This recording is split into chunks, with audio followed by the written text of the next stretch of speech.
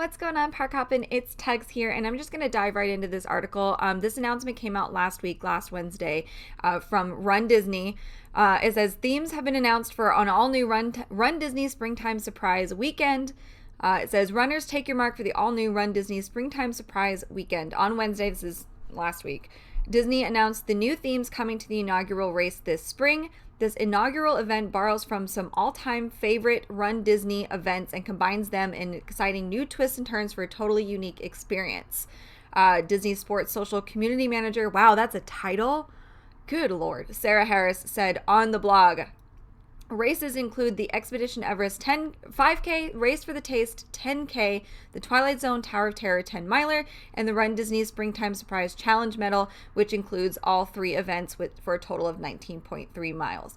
The race weekend will also include an early morning sunrise yoga, as well as virtual options for those who wish to run the races during their own time. Registration for the Springtime Surprise Weekend begins December 9th at runDisney.com. If you are a Club runDisney Gold and Platinum member, you can start registering on December 7th at 10 a.m. So, this is exciting. Now, the one thing that I am disappointed about is this weekend that do they have dates on here? They don't have dates, but the website says, if you go to the runDisney website, it's March 31st through April 3rd, so that last couple days of March and that first few days of April. That used to be the dark side. Star Wars Dark Side was usually around there, so it looks like they're getting rid of that completely, which makes me sad because the Star Wars races were always my favorite. But this is really cool, and for those of you who are going, what the heck is runDisney? I had no idea that it was even a thing either until 2015. My best friend is a runner. She's super quick. She's got trophies and medals and all kinds of stuff. And she actually got me into it in 2015. And back then, Disneyland also had races, and they were the only ones that had the Avengers marathon weekend. They called it Superheroes a marathon weekend, and it was Avengers themed, which was really cool. Disneyland was the only one that could do that. Disney World doesn't have access to those rights, so it was interesting to see the different races that they had to come up with. So that was when I first started. runDisney at least has been around for about 25 years, maybe even a little bit more. I don't know the exact time. The Walt Disney World Marathon Weekend, which happens in January, just celebrated its 25th anniversary a couple years ago. So it's been around. I had just never heard of it, and these are a lot of fun. They are very pricey. This is for the Springtime Surprise. If you wanted to do the challenge, it's $445, and that's just for the races. Like, that does not include theme park tickets or anything like that. So if you're planning on or thinking about doing something like this, it is going to be pricey. But in my opinion, it's totally worth it. They are all, for those of you who don't know, they are all timed and chipped races. So like your bib has a chip in it, and you run over these pads that have readers, and it tracks your time as you go through.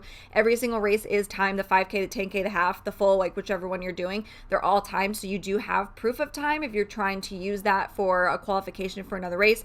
We've had runners that do runDisney that use their time to qualify for the Boston Marathon, the New York City Marathon, and the London Marathon, all of those things, because they are official races. So a lot of people who, and I'm sure some of you who read my post when I posted it on Park Hop and Twitter, it was like, hey, runDisney, this is a new weekend, are kind of going, that can't be. Like, that's just got to be a fun run. And in some ways it is a fun run. You know, they have characters along the course.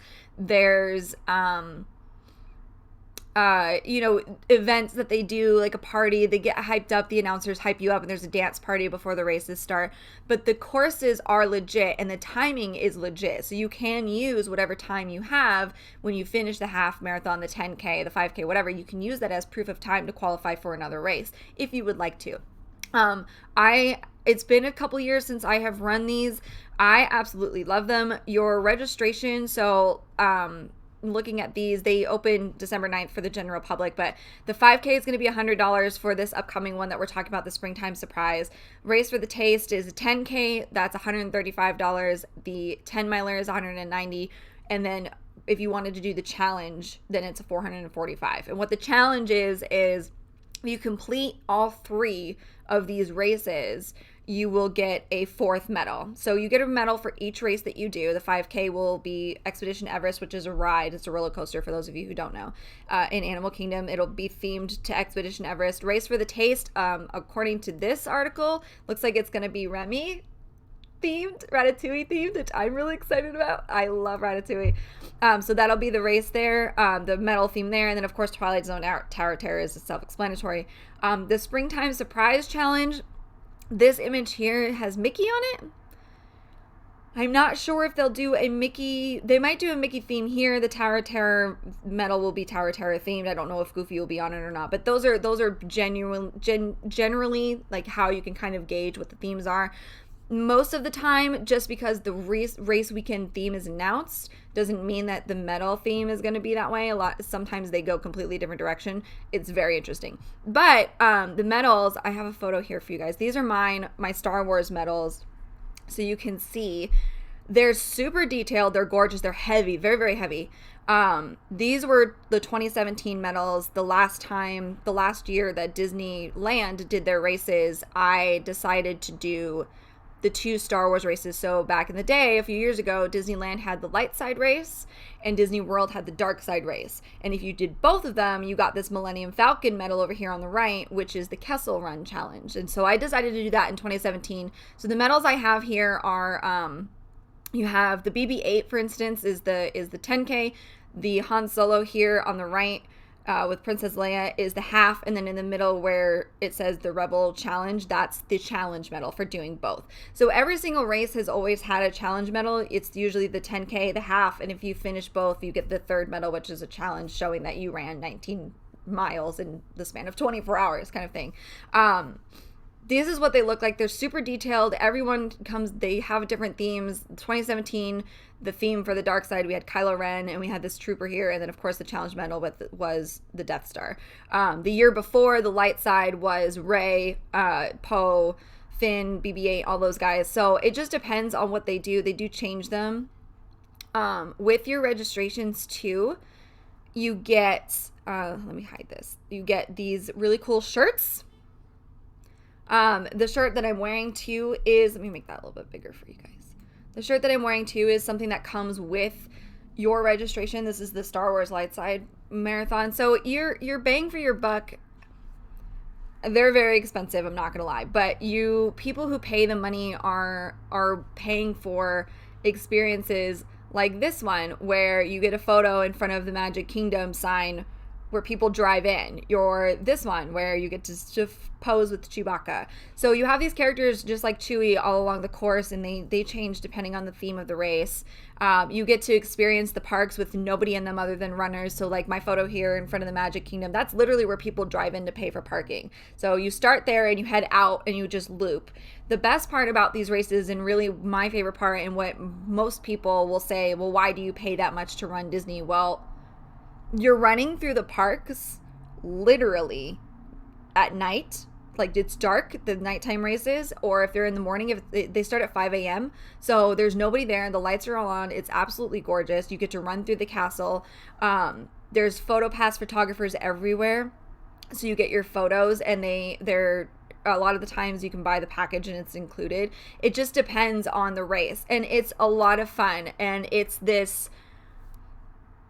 You can qualify if you're a little bit nervous before running. If you've never done one before, if you can afford it, I would recommend to do runDisney, because their minimum pace requirement is 16 minutes per mile, which is like a speed walk.